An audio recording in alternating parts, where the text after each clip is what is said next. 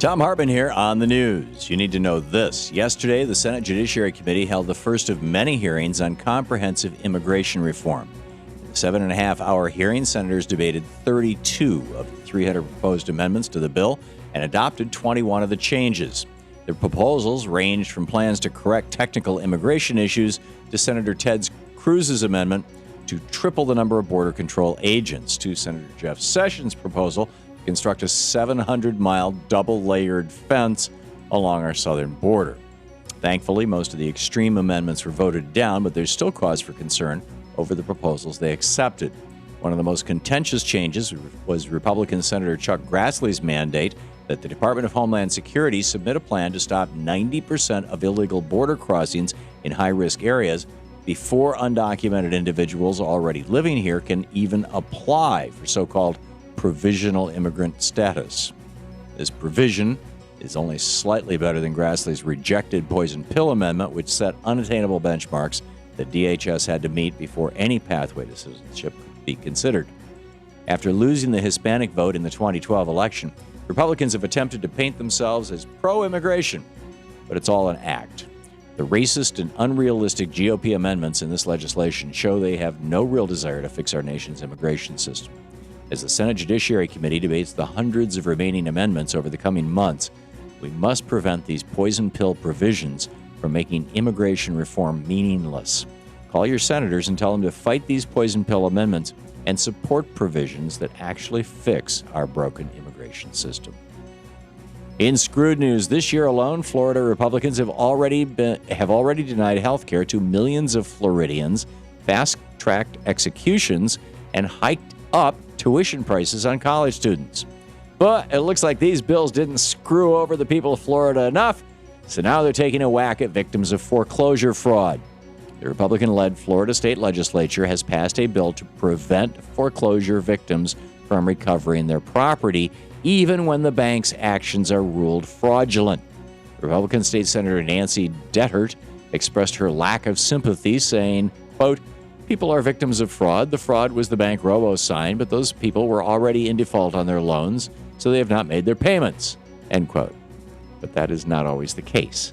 For example, one Connecticut family was threatened with a foreclosure despite never missing a payment. A Massachusetts man was told that his home would be taken because of an outstanding balance of $0. And a senior couple in Pasco County, Florida, faced eviction for making loan payments too early. And these are just a few examples. This bill is nothing but another giveaway to the banksters. Lawmakers shouldn't be preventing foreclosure victims from getting their homes back. They should be helping to make that happen. In the best of the rest of the news, the fast food workers' strike has spread to Detroit.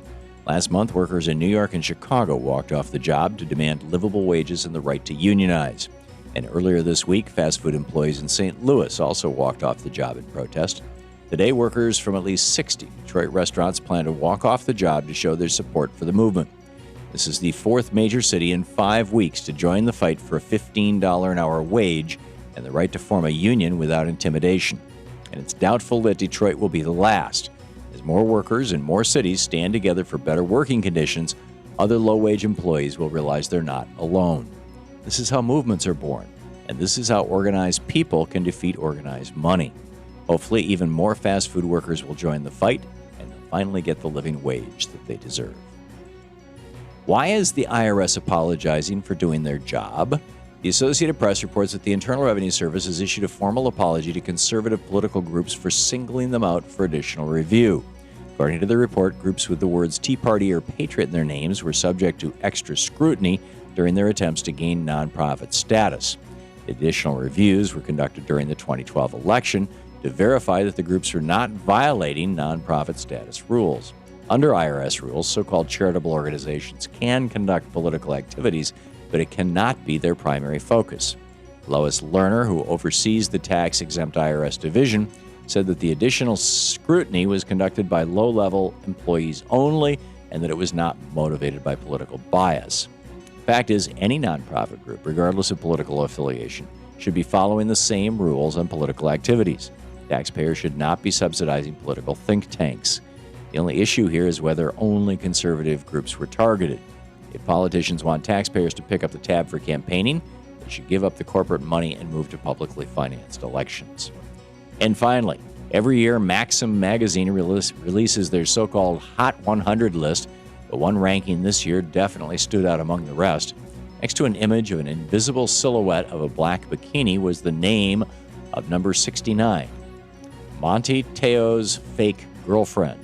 The blurb next to the ranking stated, "We think it might be nice to have an invisible girl of our own to love. Why not? She's got a ton of great qualities, including looking awesome in a bikini." End quote. There are plenty of views one can take on the Maxim ratings beyond the obvious question of whether women should be ranked on appearance at all. There's some debate on whether Miley Cyrus should really be ranked number 1. There's also the question of whether number 70 appreciates Maxim's sense of humor. And that's the way it is today, Friday, May 10th, 2013. I'm Thom Hartmann on the news.